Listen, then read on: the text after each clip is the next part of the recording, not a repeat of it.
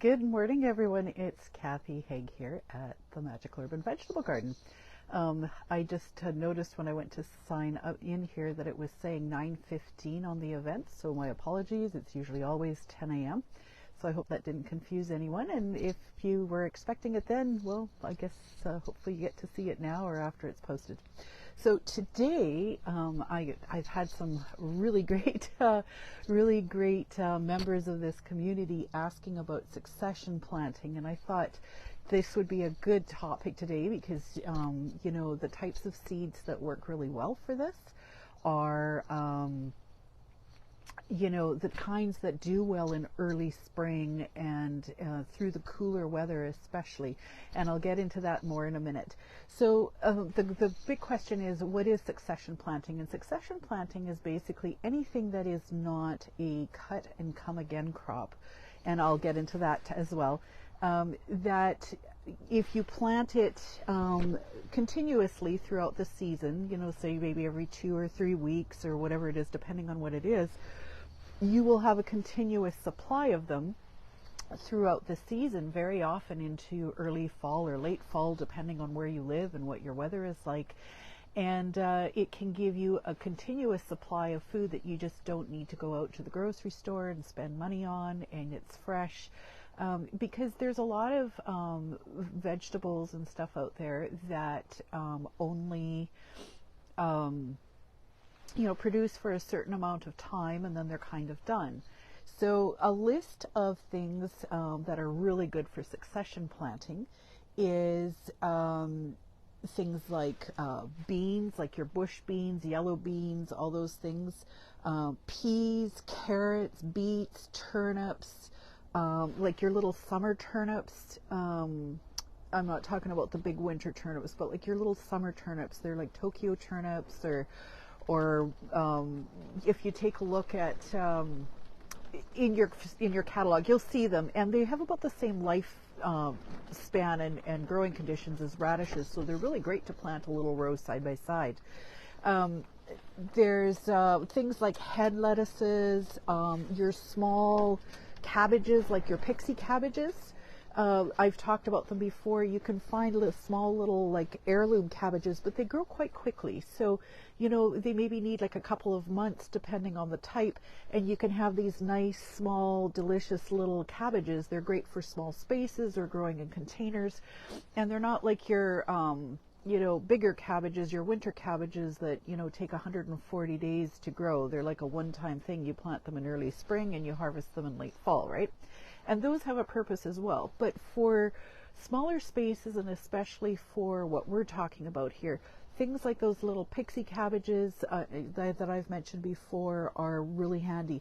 Things like your Asian greens, like a lot of Asian greens do really well with succession planting. So like your little mini bok choys, like if you like doing stir fries, those work really well as well. Now the thing with succession planting versus cut and come again crops. I went on the internet and I Googled, because I like to see, what sort of information people are putting out there. And some of the things that people were putting for succession planting just kind of blew my mind. Because they're really cut and come again crops. So, I was seeing advice, and I mean, you can do it that way if you like, but cut and come again crops are one of these plant once and you harvest multiple time crops. And what works really well for things like your leaf lettuces and mesclun greens, not your head lettuces and stuff, but your mesclun greens, they grow fast. You plant a short row and plant it nice and thick, keep it moist. And every time you want a handful of lettuce or whatever, you can just go and cut it by the handful. You give it a good water, and in a couple of weeks it's come up again. And as long as the season is cool enough, you can keep doing this indefinitely. This works for spinach and Swiss chard, mustard greens, your rab broccoli, like your broccoli shoots. This is another one that's really great for small spaces, or for people who just don't want to have to grow these great big, cabbages and broccolis, and because they take up a lot of space. So raw broccoli grows well in containers or in odd corners of the garden. You can throw a few seeds in, and when it comes up, you get the broccoli shoots, and you just harvest them every couple of days. To me, that is a type of cut and come again crop. And something else that I saw on what I can't even remember where it was, that was put as a succession planting, was basil. You don't have to have it as a succession planting. You can plant it once and have enough for all season long. And how you do it, when you go to harvest it, like plant a good container full. Like my father-in-law plants one of those rectangular containers with some nice rich soil that basil likes, and he keeps it in the greenhouse and keeps it watered enough. But it supplies the household for the entire season. Like there's a lot of basil in there. You can plant 2 or 3 kinds too if you like.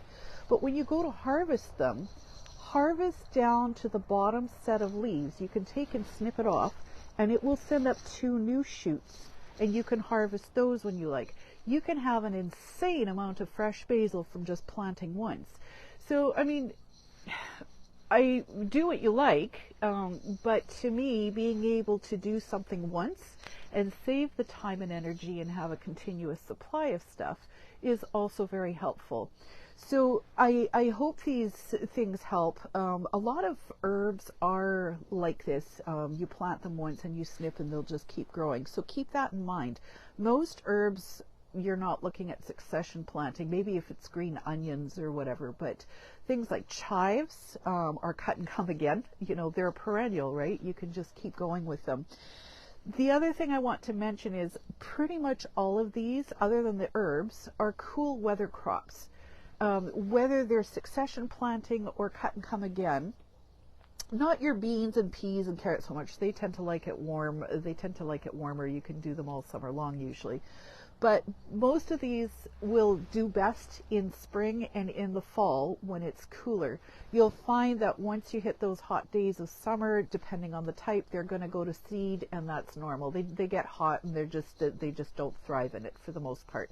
There's a lot of mixes and seeds out there that will say, they're bolt resistant, they handle the heat better because, so try those. Maybe you'll want to replant with those later in the season. Okay.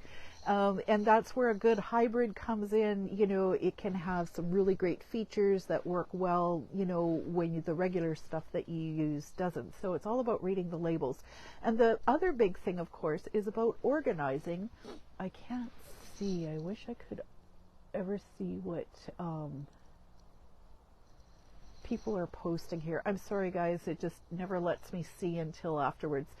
But organize it. Get your garden planner out if you haven't already, and organize the seeds that you want, and when it is that you have to plant them. Some things like your radishes and your little summer turnips and stuff, you might want to plant a little short row every couple of weeks. Now here's something else with them that you can get multiple sowings out of them.